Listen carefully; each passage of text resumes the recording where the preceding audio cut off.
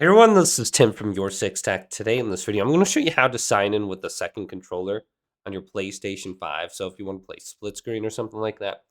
So I have Minecraft opened up and I'm just going to sign in here.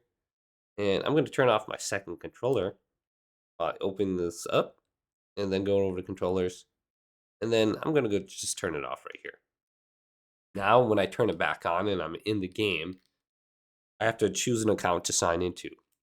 So you do have to make another account if you don't already have one. So you can go to add user, go through the process there. But I'm just going to choose a second one right here and then sign in.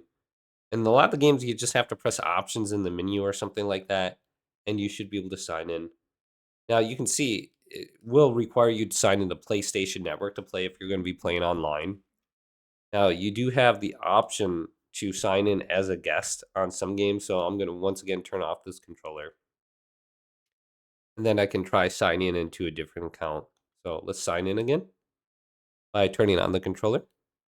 We could try this if we're just going to be playing offline. We can go to Quick Play, sign in as guest, and then we can join here. But it still has us try to sign in, which is kind of annoying.